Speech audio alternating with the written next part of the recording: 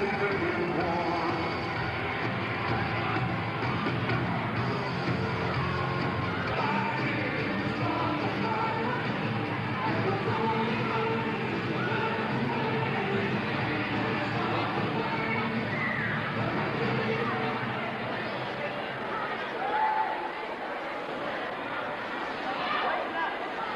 while ago, this is our first assembly of this nature where we stress the importance of voting. You will be of the voting age soon, and that's a right in this country that you have, and you need to exercise that. We have a lot of things that will be going on this morning. We got the band over here, we've got speakers from the high school, we've got speakers from the middle school. We got dignitaries here from the community. We're excited today about this assembly. So have a good time, listen to what's going to be said, and at this time I'll turn the program over to these two young ladies here for the pledge to the American flag.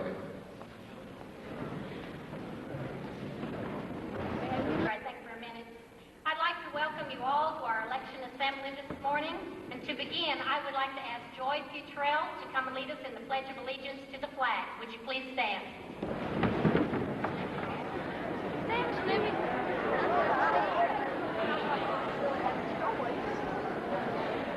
Pledge allegiance to the flag of the United States of America and to the republic for which it stands, one nation, under God, indivisible.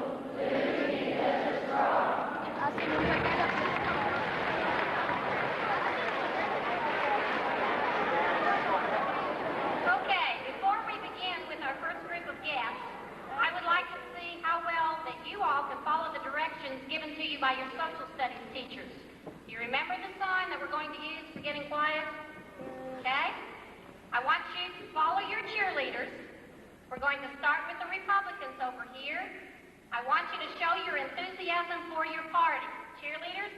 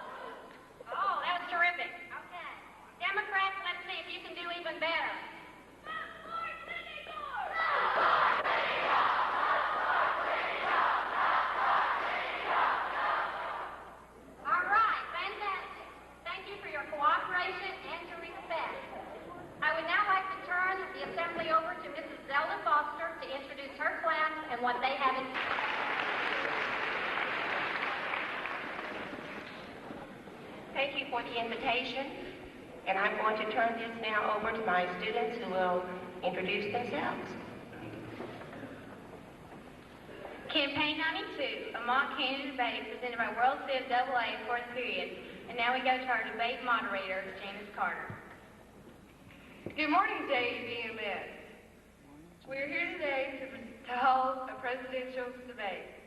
This debate originated within the first 3 weeks of school. At that time, Ross Perot was not involved with this election, therefore he is not represented in our debate. We have attempted to present the actual opinions of the candidates at that time to the best of our ability. It is our hope that the information presented here today will help clarify each party's position on key political issues. I would like to introduce our candidates and panelists.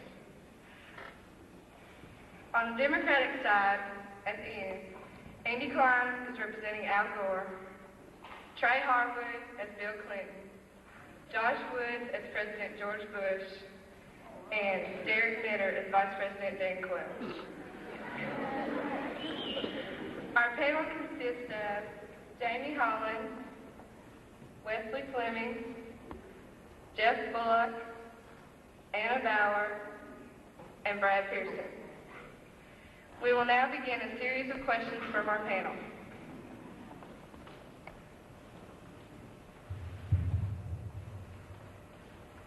Mr. Bush, please give us one specific strategy that you plan to implement to create more jobs so that the unemployment rate will go down. To create jobs and keep small business growing, we support increased access to money for business expansion, exporting, long-term investment, opportunity for money for the disadvantaged, and money to bring new products and new technology to the market.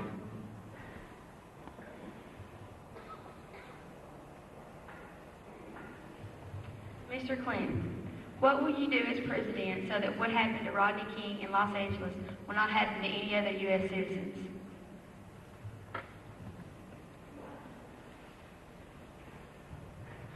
We representatives believe in justice for all Americans.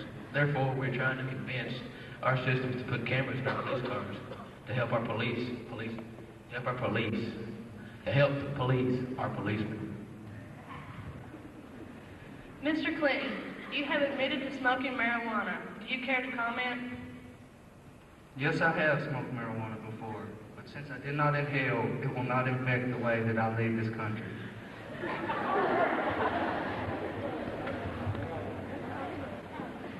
Mr. Clinton, being president requires that you love and honor this country.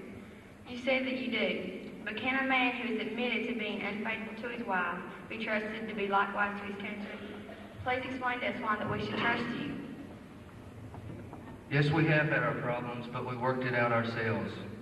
This was not my family's first problem and won't be our last. And I feel that this does not have an effect on the way that I leave this country. Mr. Quell, your misspelling of potato and your attack on Murphy Brown has lost you a lot of credibility. Frankly, Americans consider you rather unintelligent. So what can you say to defend your intelligence? I feel the media has unfairly condemned me. I'm not stupid. Anyone who can mess up every once in a while, and it just so happened I did on national TV.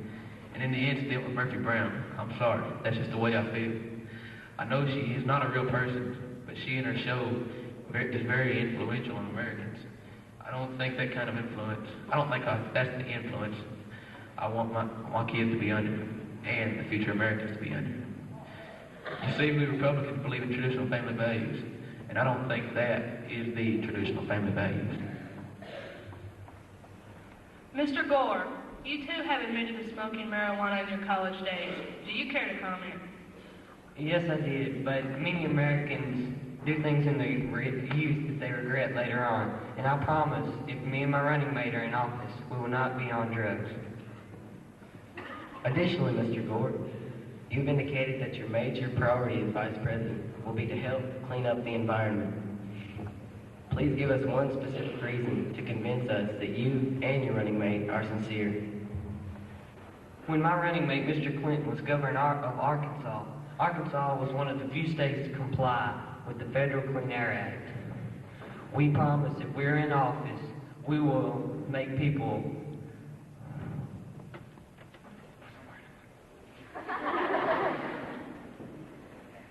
respect all federal laws about our environment. But we promise we have a bold new plan to fight for what Americans deserve. Mr. President, the Republican platform has taken a stand on abortion. Please explain briefly what that stand is. I'm calling for a constitutional amendment to forbid abortion even in cases of rape and incest. As it stands now, teenagers have to notify their parent before having an abortion. We Republicans think abortion is more important than having their ears pierced. Mr. Clinton, the Democrats have a different view on abortion. Please tell our audience your party's stand on the issue. Our view on abortion is that it is the woman's choice just as long as the abortion takes place within the first trimester.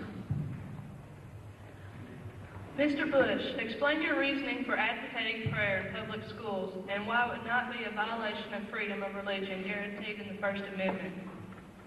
I don't advocate prayer. I advocate a moment of meditation, and that's not an in violation of the First Amendment. Mr. Clinton, I believe that you too have taken a stand on public education. What do you advocate for our schools that is different from the Republicans? Our education plan stretches from the nursery school playground to the factory shop floor. We'll establish tough national standards for kindergarten through 12th grade education, reduce class size, and give parents the right to choose among public schools. We'll make sure high schools graduates get the skills they need and require companies to invest in training their workers. And we'll give every American the chance to borrow money for college and ask them to serve their communities in return. More Americans are worried about the economy and possible tax increases than any other single issue in this campaign. Will you, Mr. Bush and Mr. Quayle, show our audience just exactly what the Republicans mean by the trickle-down theory?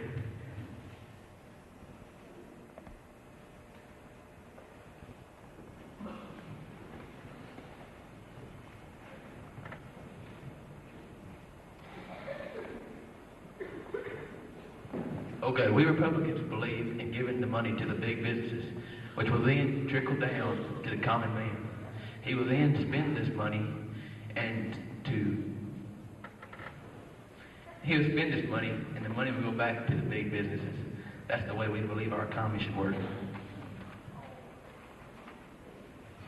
Now we will give our Democratic candidates, Mr. Clinton and Mr. Gore, an opportunity to explain their party's economic theory.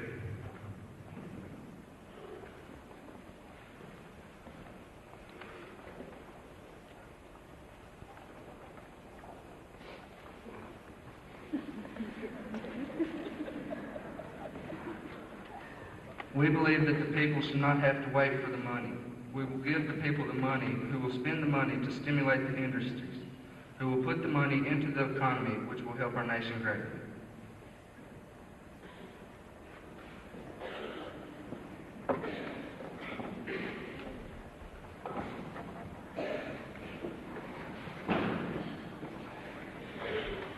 Before we close, I'd like to share the results of a poll we took on August 28th. We asked the question, who would you vote for president? Out of the 242 students polled, 138 voted for Clinton, 70 for Bush, 16 for Perot, and other votes were cast for James Hetfield, Pee Wee Herman, Bart Simpson, Mr. Clyburn, and Mickey Mouse.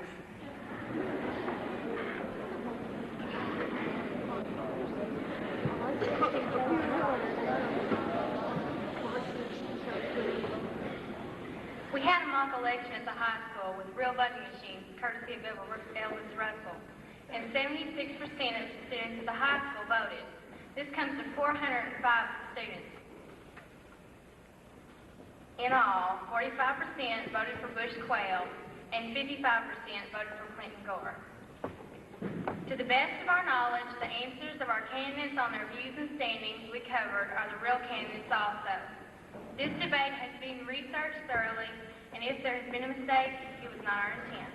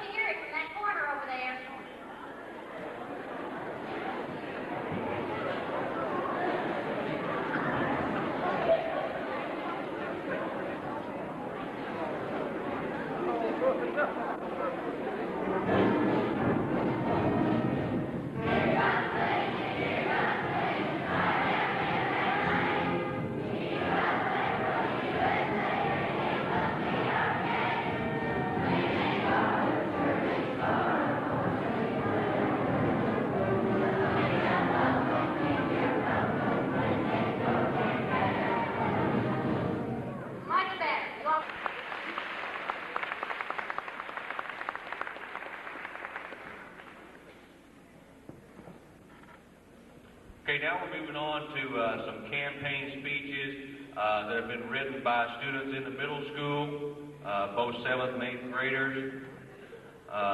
We're going to begin with the Bush campaign, the Republicans, and we'll move on through Parole, and we'll finish up with Clinton. So we begin with our first speaker, Candy Gibbons.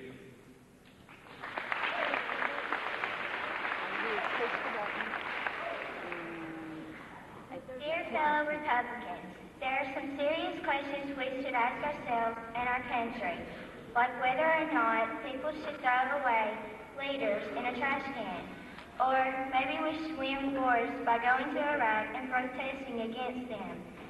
Even better yet, maybe we should teach kids to lie in kindergarten. Let's take Perot. When the going gets tough, the rich get going. Is it right to buy your way into presidency? No, it isn't. He only wants to make money and look at his vice presidential candidate. The man is totally incompetent. It is not easy to win a war, but President Bush did. Mr. Bush didn't raise taxes 18 times. He only did it once. Clinton admits to raising taxes once he's in office. Under the current presidency, not only have schools improved, but also Bush has saved jobs and saved the environment. Right now, we are the strongest country in the world. Not only does the Army help keep us strong, but it provides thousands of jobs. Clinton wants to reduce size. That's why I think you should vote Bush. And please vote. It means more than you will ever know.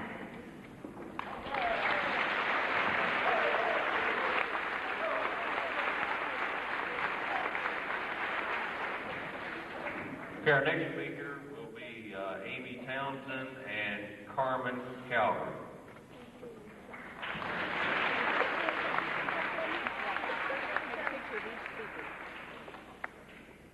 Saying you know how to run our country because you've been the governor of Arkansas is like Junior Food saying they can run Kroger Company. Clinton cannot make up his mind, even if he has one. He never gives a straight answer. He tries to please everyone by not taking a stand. Who knows what he really believes? Clinton says he will provide health care for everyone. If he can do this, why didn't he do it in Arkansas? He says he will create jobs. What about Arkansas? Why are there so many jobless people there? Bush admits he has made some mistakes, but he is experienced in running our country. He was the youngest fighter pilot in World War II. He was the director of Central Intelligence Agency. He was a good vice president and has served us well as our president. He takes a firm stand on issues and does his best to make them work. Leaders of the world over say in this time of world turmoil, they feel confident knowing Mr. Bush is in charge of America. He's steady, dependable, and trustworthy. He knows what to do in a crisis. All Clinton has done is dodge the draft, protest against America during the war, get elected governor of one of the poorest, worst educated states in the country, and get his hair done. Mr. Bush is an honest, moral man who loves his big family and wants what's best for them. Clinton rarely saw his daughter until he decided to... He didn't see his daughter until at the Democratic convention. She was always away at school because her parents were too busy. Final question. Do we really want a bozo from Arkansas with perm to color hair, with no backbone, no guts, no experience in charge of our country? Or do we want an honest, dependable, level-headed, experienced leader we can respect? Bottom line, vote Bush.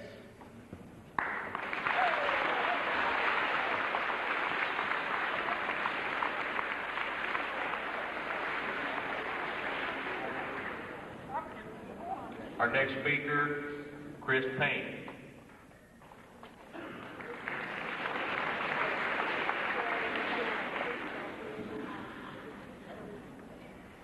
My name is Paris. I'm an independent, and I'm voting for Bush. I have nothing against Clinton or Gore. Clinton or Perot. I just think that they're not qualified enough to lead anyone the next 4 years. I think Clinton is just lying to the public so he can famous and get in the history books. Perot, I don't think he knows what to do if he's president, or how to do it if he does. I think he's running on his money, thinking on his money, and working on his money. Now about Bush. Bush is familiar with being president. I think that he'll lead us again the right way. He believes in strong family values. He's patriotic. I think the idea about voluntary prayer in school is a good idea. I think that if you want to pray, you can. Some of us don't have time to go to church, so it'd be a good idea to do it in school. Abortion. I'm not with it or for it, but I think there should be a choice. I'd rather abort my baby than make it go to an orphanage. I don't want it to have a lifelong problem all through its life. I thank you for listening to me. I want you to vote for Bush, please.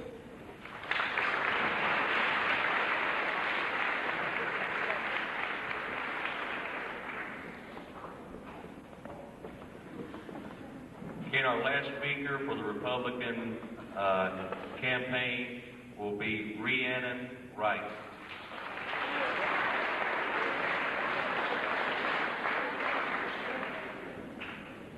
Since 1988 to 1992, Bush has done one of the best jobs. For example, when we were in the Gulf War, he handled it better than Clinton would have if he had been president. I know Bush may have said no new taxes, but I believe that Bush really thought that he could lower the taxes.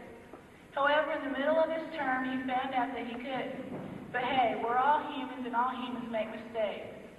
But if Clinton gets in this office, we are in for a lot more trouble. He's going to raise taxes and cut more people out of their jobs. I think we should give Bush one more chance, and that chance is on November 3rd. I positively think that Bush will put abortion aside and work with more important issues. So when you go to vote on November 3rd, think about Bush and that one more chance.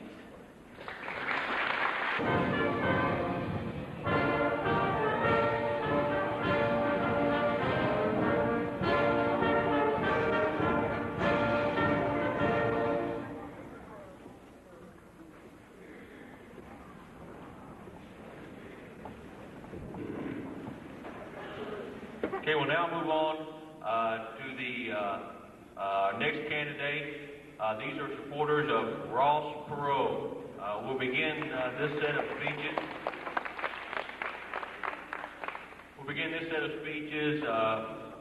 With Eli Hudson.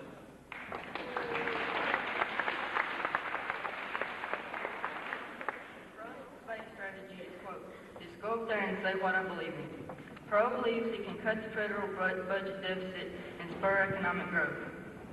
Perot's plan promises to help us overcome our national debt of $6 trillion. Perot is a good businessman and has been quoted to say, I've got a lot of experience not taking 10 years to solve a 10-minute problem. Perot has the qualities to make a good president.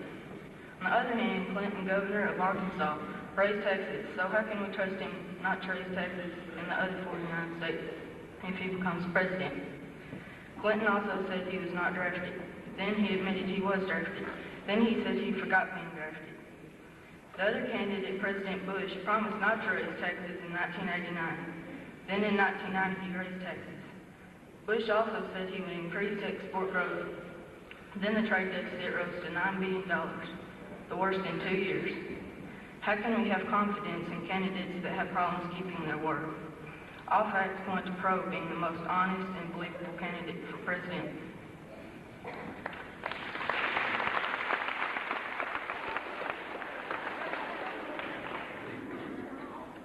Let's get down to business. We have a $4 trillion debt. Bush has been in office for 4 years. I think we could have put a pretty deep dent in $4 trillion by that time. What do you think? Okay. Clinton ran Arkansas. Okay? Arkansas.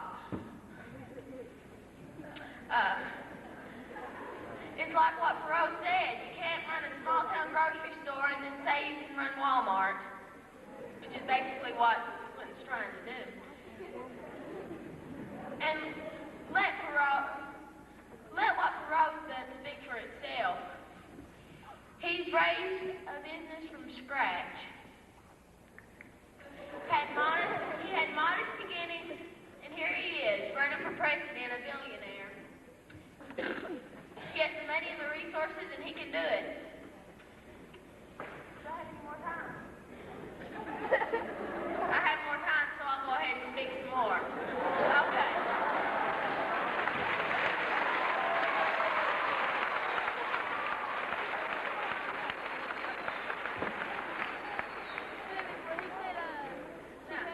Mr. Bush has ran our government, but what is our result?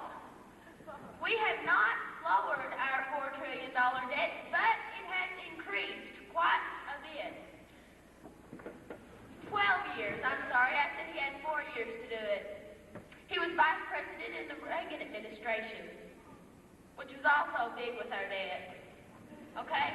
So, here we are with three choices. Draft Dodgers. He smoked marijuana that he didn't inhale. Okay? Then we have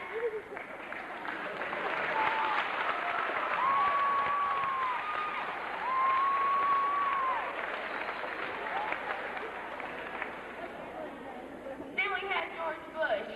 Read my lips. No new taxes. Call the other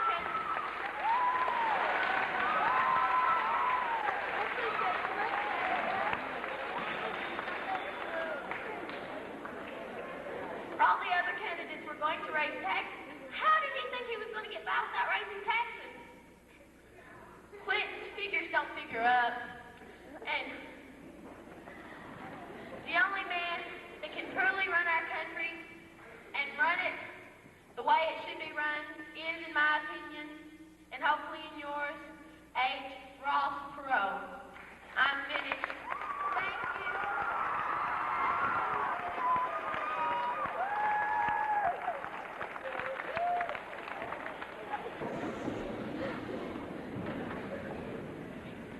Our next speaker, Andy Hope.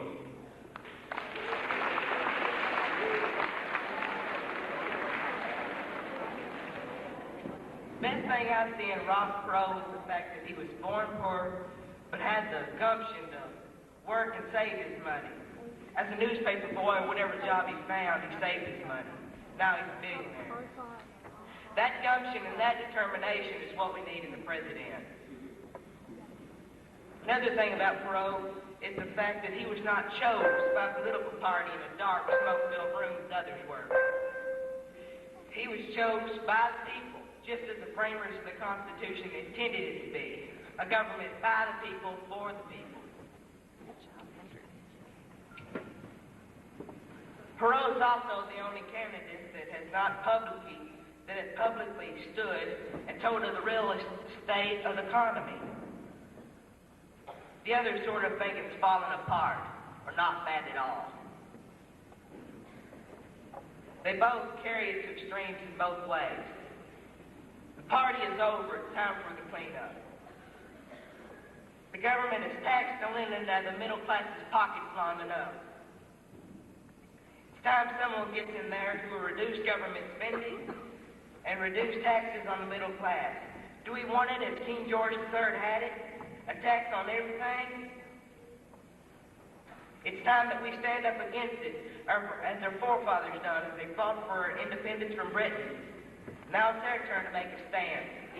The way I believe to do this is to vote for Perot and Stockdale. Stockdale should be honored for his service in the United States Navy. Instead, he is ridiculed for speaking plain and simple. Stockdale looks old, but much of the time, wisdom comes with age. Perot nor Stockdale has the looks, but the looks don't count. Small ears and height don't make a president. It's a man's ideas and the way he intends to express them. It's time someone is elected that will buy America back. The United States government has sold America down the river for 12 years. It's time we were buying her back. I leave you with one thought. As the people used to say, a man's word is his honor.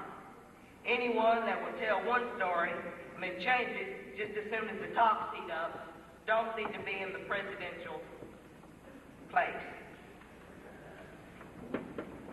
I think if you want to change it to make the United States a better place to live, you'll vote Ross Perot.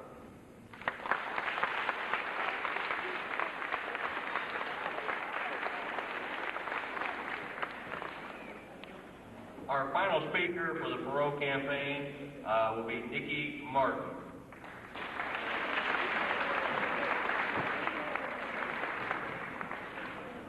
This was written by Laura Stevenson and Melissa Purdue. Do you want all of our jobs shipped out overseas? Do you want higher taxes and somebody that lies? If not, vote for Perot. Perot wants people who are able to work for their own money and stop using the taxpayers' money. Do you think that he has become a millionaire by doing nothing? I don't. If you want somebody that lies, vote for Clinton. If you want somebody that raises taxes, vote for Bush. But if you want somebody that will get out and work for the people, vote for Perot. Ross Perot is one of us. He is not a politician, but he is a man who can help the country better itself. He isn't afraid to stand for what he thinks is right. He'll give you a straight yes or no answer. Would you want a president that will say maybe or will not answer a question? I would. The only thing that Bush and Clinton wants to do is sit in the White House and say, look at me, I'm president, I can do whatever I want to do. What people want, what Perot wants is to get out there and change the United States. Perot is one who can get the United States out of the mess we are in all now. All that Bush and Clinton will do is get us into a bigger mess. So if you care for the United States, vote for Ross Perot. Thank you.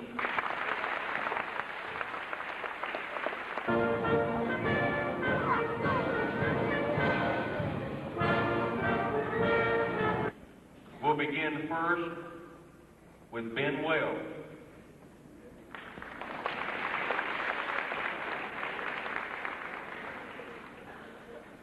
Bush says he wants to be the educational president, but he raises college aid for people making over $20,000 a year.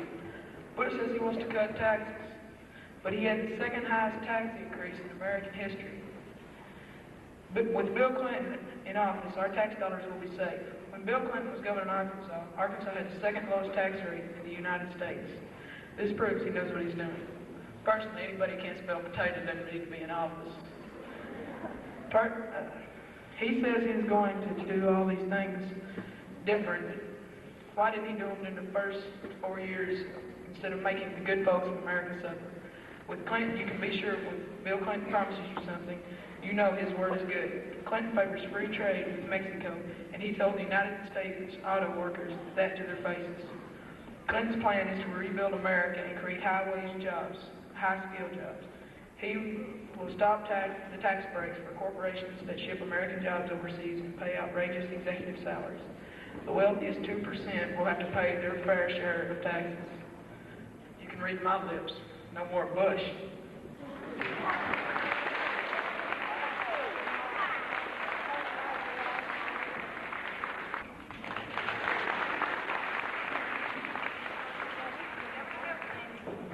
Governor Bill Clinton and Mr. Al Gore can change America. They need your support. So vote for Clinton and Gore, and here's why. Governor Clinton said, and I quote, I will not raise taxes unless I absolutely have to. And if I was to raise taxes, all the money would go to a good cause, such as help the homeless and the hungry. He is also going to give tax money to a better education for kids and adults. He wanted higher tax rates when he was governor of Arkansas, but now he is against higher tax rates. Governor Clinton is going to take people who are on welfare that can work and make them work, and only the people who really need welfare can have it. This way, taxpayers will not have to pay such higher taxes.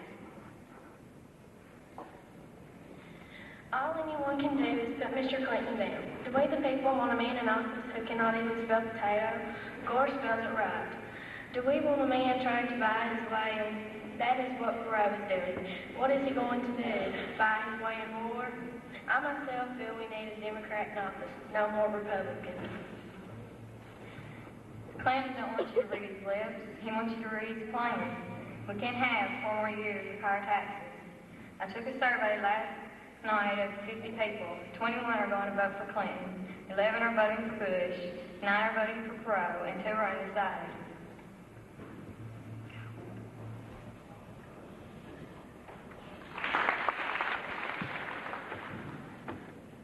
Taxes have been raised on the middle class and lowered on the rich. Most of our good jobs are gone. Our schools have declined, and our streets and neighborhoods are more dangerous. All of this is due to the Republicans. In the 12 years they have been in power, they haven't done anything to solve our problems. We should give someone else a chance to show what he can do for America. If elected, Bill Clinton says that he will stop tax breaks for companies that send American jobs overseas. He will also say that Americans on welfare get the job training, health, and child care, but that they must go to work after 2 years. Clinton's plan will put 100,000 new police officers on the streets. He will fight drugs by increasing drug treatment and education. On the education front, Clinton will establish tough standards for grades kindergarten through 12. He will give parents the right to choose their children's public school. He will work to give all Americans a chance to borrow money for college and in return serve their communities. His plan will make sure high school graduates get the skills they need and require companies to invest in training their workers. Arkansas, the state Clinton is governor of, ranks second in the U.S. for job growth. They have the second lowest state and local tax burden in the U.S. They also have the top high school graduation rate in the region. Clinton is the nation's longest-serving governor, having been re-elected 4 times. So what do you want? 4 more years with Bush or change with Clinton? I'll leave you with the quote from Bill Clinton.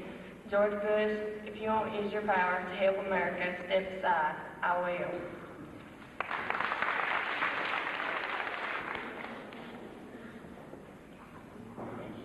Clinton and Al Gore.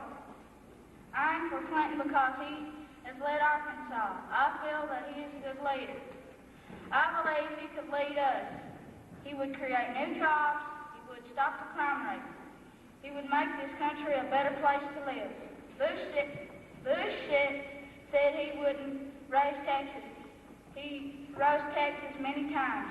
He said he would be the education president. He cut college aid to families making less than $20,000 a year. He said he would be the environmental president. Then he said, quote, to gut clean air rules. Perot has never run for office. Why do people want him to be president? I've been with Clinton the whole campaign. If Clinton is elected president, this country shall rise from its troubles. If Bush is elected, we'll be in trouble. We can't afford 4 more years. Vote Clinton for this country's sake. Vote Bill Clinton and Al Gore for president. For a change. Thank you. I'm going to get this out of the way real quick. I'm down on Bush's end, but I'm not for Bush. Bill Clinton and Al Gore put people first for a change. Bill Clinton and Al Gore can get our economy moving again. They will do the best they can do with their job.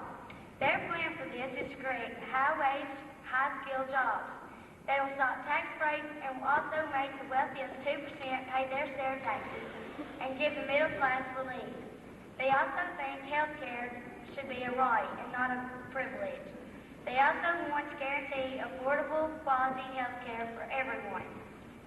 They will also help tremendously with their school plan. They want to make tough national standards for kids K through 12, reduce class size, and also let parents choose which public school they want their child to go to. And when the kids are able to go to colleges, they want to give every American the chance to borrow money for the college they would like to attend. Clinton and Gore also want to make the streets safer. They will do this in getting 100,000 new police officers on the streets. They will also send big cops back to the neighborhood and pull together to make the streets safer. So you want someone to pull our economy back together. Vote Clinton and Gore. Thank you. George Bush. In my opinion, Clinton is telling the truth about America and about George Bush. Bush said he would not raise taxes. But Bush has a high... Healthcare should be a right, not a privilege. Now is the time to guarantee affordable, quality healthcare for every American. Governor Clinton proposes what works in other countries, invest in growth. It's time to get our economy moving again. No more reading lips, no more trickle-down economics. It's time for a change. It's time for Clinton and Gore. You can no longer have a country where I worry about me, you worry about you, and they worry about them. Republicans have given us this kind of country for more than a decade. We've got to be one country again, going up and down together. In the immortal words of Martin Luther King Jr., I still have a dream. It is a dream deeply rooted in the American dream. It's time for all of us to unite behind the hope that we all share, that we can build a better future for our nation. Let's make Bill Clinton's dream come true. Vote Clinton and Gore.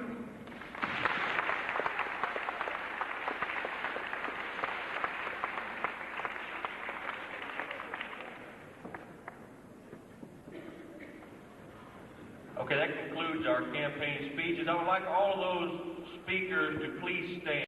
All speakers, please stand. Actually vote this year that you aren't old enough. In about 4 years, though, forget Bush and Quayle, forget Perot and Stockdale, let's forget Clinton and Gore. How about voting for Paul Carter?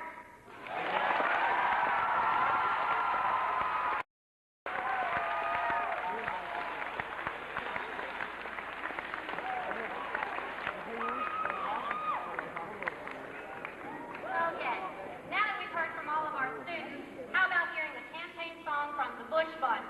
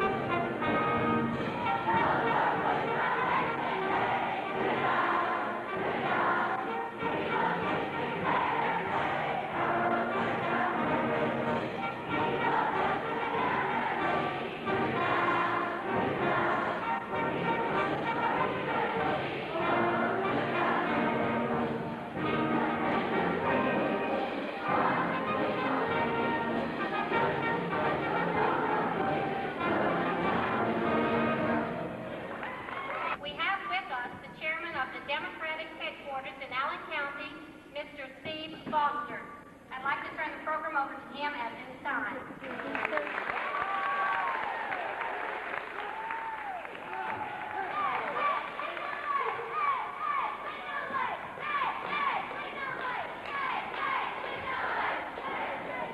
To be a Democrat in the United States. For now this year, we are celebrating our 200th birthday. And those of you that have studied your history know the great leader that began the Democratic Party in the summer of 1792 was Thomas Jefferson. And we're proud of that fact today. And Thomas Jefferson, one of our fathers of our American Revolution, the Democratic Party of the United States is asking for a 1992. Right, as things got here, it's time to get hot in America. And the Democrats are, as I said, we're celebrating our 200th birthday. And I'm not only the chairman of the Allen County Democratic Party, but Governor Jones selected me to be on the State Central Committee, in which we travel around the state. I was in Frankfort 3 days ago, and we have town meetings, and we go to these meetings.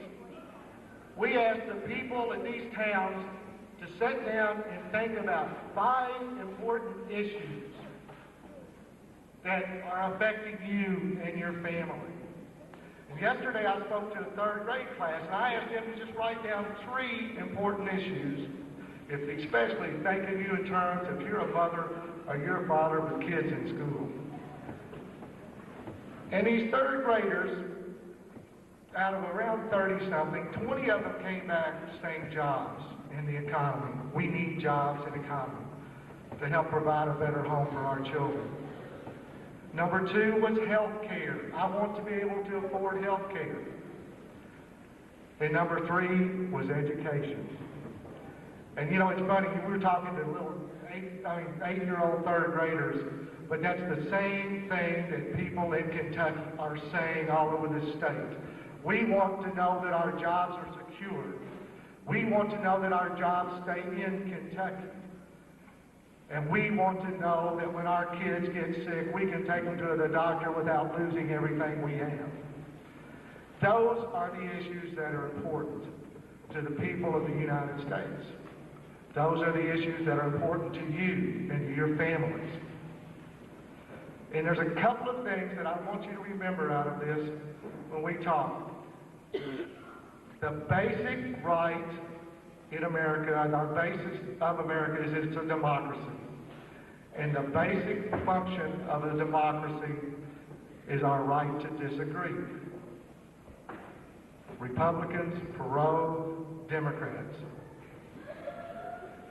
And one thing I want you to do when you go home this weekend, you talk to your parents and say, Mom, Dad, why don't we write down 3 or 4 things that bother us, what we're interested in, and what we're interested in seeing what happens in this presidential election.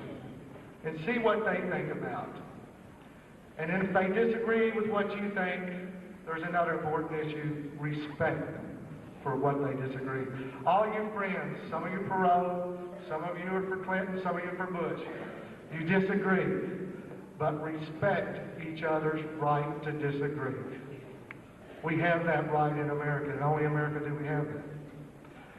So if I can leave any 2 things with you, is I want you to go home and sit down and say, what are the problems facing America? And then I want to leave with you the fact that you can disagree, but the last thing I want to leave with you is that we need to make a change. We need to make things better for you, for all of Kentucky, and for all of the young people that are trying to make a living out there. And so that's all I want to say. But I also want to say one other thing and introduce 2 important ladies that are with me. I want to introduce Dorothy Gray, who's the chair lady of the Democratic Party in Allen County. And I want to introduce Dale Hall, who's the city council lady, who is the secretary of the Democratic Party in Allen County. And I wanted to introduce them for the fact to show you that the Democratic Party is the party of all here, because just in 2 or 3 years, when you're 15, you can be in our Young Democrats program, because we are trying to reach out to everyone in America. But I want to give you some results of what you all are doing on Wednesday of this week. Over 3.5 million students in more than 10,000 middle schools and high schools across the nation voted on this presidential election. And the national results were, for Clinton, 1,490,146. For Bush, 915,769. For Perot, 825,000.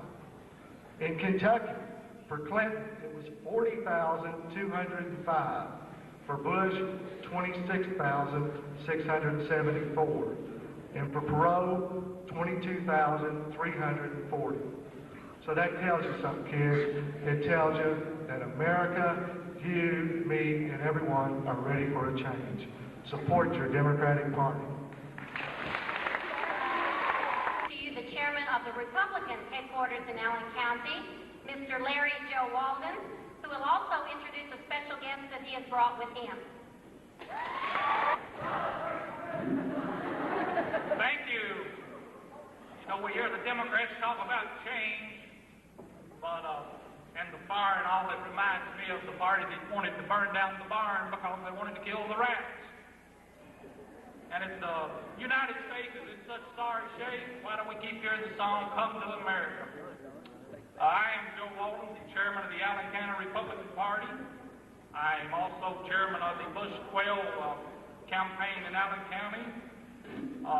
I'm a member of the County Board of Elections, a delegate to the 1988 National Convention, a member of the Kentucky State Republican Party Central Committee, and this year I was also privileged to be elected as one of 535 presidential electors in the United States. And we are the people. If President Bush carries Kentucky, I will be one of the people of only 535 in the United States who actually get to vote for President Bush. I think the two-party system in this country has served our nation well. Ever so often we get independence, and that's just fine. But it is important that we all vote. But even more important than voting, I think, is making an intelligent vote. So we need to be educated, and that's what this program here today is about. And I think it's quite a wonderful program. The two-party system in Kentucky, we are organized, and the way we select our presidential nominees, most of you are familiar with the Republican National Convention. We also have a state convention. We also have a district convention, a county convention, and even a precinct convention. So we are a party of the grassroots. Selecting George Bush as our nominee began at each of the 11 precincts here in Allen County. The Republican Party, of course, is a great party in this nation. We were founded in Wisconsin in 1854 in a little schoolhouse, founded on the principles of individual rights and opposition to slavery. And today, the principles of the Republican Party are still individual rights, less government, and a promotion of morality and virtue among our people. I also need to correct one of the little triangle we all saw here about economic analysis needs a correction. It was stated that the Republican Party believes that we give money to the government gives money to big business, and then it trickles down. This is entirely false. The government of the United States does not give money to anyone. All the money that the federal government has, every dime of it, every penny of it, comes from the taxpayers. It comes from the people. The wealth of this country comes from the people. It doesn't come from the government. And that is something we need to understand. Everything that the federal government has been taken from the people. And we need to remember that. We are a government, as Abraham Lincoln said, of the people, for the people, and by the people. So I think that is quite important.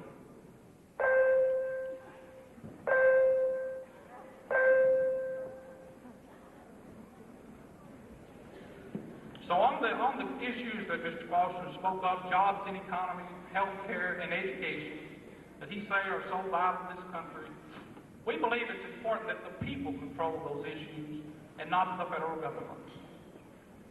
The federal government declared war on poverty a few years ago, and as we all know, poverty won. So we need to look very strange at people who say all good things are going to come from the government. Today, on the Republican ticket, besides President Bush and Vice President Dan Quayle, we also have two local races. We have a race for the Kentucky Senate. The Republican nominee is Walter Baker, who is unopposed. Also, we have a candidate for state representative with us today. And he is also unopposed this year, the Republican. Richard Turner has served the Republican Party with distinction in Franklin. He understands the people. And so at this time, I would like to introduce the distinguished gentleman from Monroe, Richard Turner. Thank you very much, all of you, for coming out this morning. It's been a very interesting morning, and I want to compliment every one of you, both sides of the aisle, and in the middle, too, by the way. You did an outstanding job. You really did.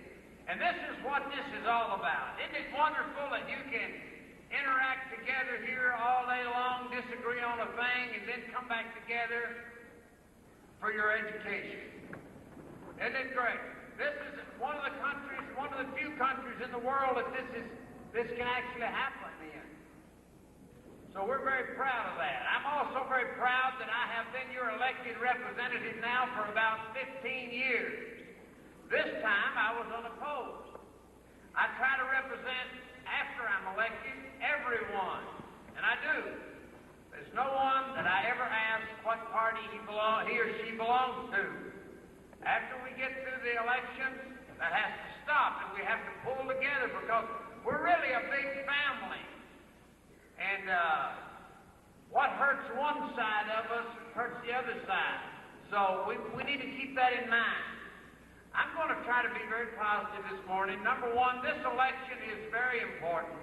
It's very important to all of you. And it's very important also that you read and study and decide for yourself which is right and which is wrong. Don't accept everything that people tell you because it could be wrong.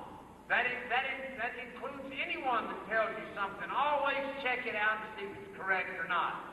I'm certain that on both sides of the aisle, both the Democrat and Republican parties, have some problems this year because that's why you see the independent party of Ross Perot emerging. There are some problems that they don't feel that the two major parties have been handling in a proper manner. So as a result of that, what we have is a third party has emerged. This has happened before in this country. It happened in the early 1900s. It made them have their hecklers and then have their people forward, and it was a good thing. And this morning, this is a very good thing, and I know all of you are getting very sleepy, and you're probably getting very hungry. Maybe you're not going to be able to eat this quick. I was hungry myself, that's why I said that. So, orange juice runs out after about a couple hours. But I do appreciate coming here. I do appreciate the fact that you allowed me to be your representative. If I can help any of you, I want to do that. And I applaud what you're doing, and I applaud the fine job that the teachers are doing, and that I think our whole school system in Allen County is doing. I appreciate everyone that's come. Get out and vote. Urge people to vote because it's your future that's at stake. Thank you very much for having me here this morning. Thank you. Representative Turner, we really appreciate you taking the time to join us today. I would like to apologize for not having anyone here to speak on Perot's behalf. As far as I know, there are no headquarters for the Independent Party in Allen County, and by the time Perot re-entered the race, it was a little late to try to find someone from Bowling Green to come and speak. Gotta vote Ross Perot! Gotta vote Ross Perot! Gotta vote Ross Perot! Gotta vote Ross Perot!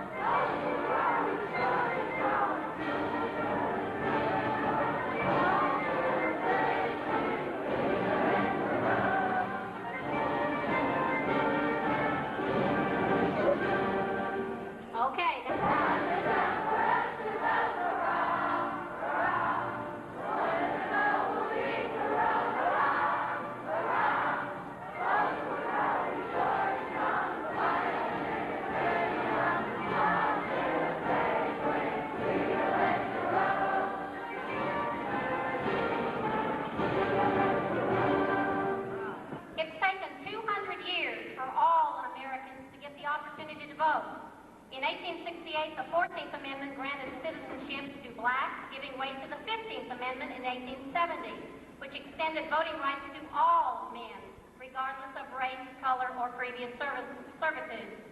In 1920, women were granted the right to vote. In 1964, poll taxes were outlawed in national elections. These were fees that were charged at the voting booth. Then in 1971, all American citizens over 18 were granted the right to vote. Now, what does this mean to you? First of all, some of you will be able to vote in the next presidential election. But just because you can't actually vote this year, don't think that you aren't involved, that you won't make a difference. You can begin now to prepare for your future. Did you know that nearly 20% of the American workforce is illiterate? That means they can't read. You can read, so you already have a start preparing for your future. But you must also stay in tune with what's happening in our government. By knowing the fact that you can make intelligent decisions when your vote really does count. You have proved these past weeks and today that you do have an interest. Please continue to do so. Show that you care because you are our leaders of tomorrow. I would like to apologize to you all right now. I have been very nervous all week because of behavior, crowds, and everything else. But I admit I had nothing to worry about. You all have been fantastic. Give yourselves a hand. Thank you.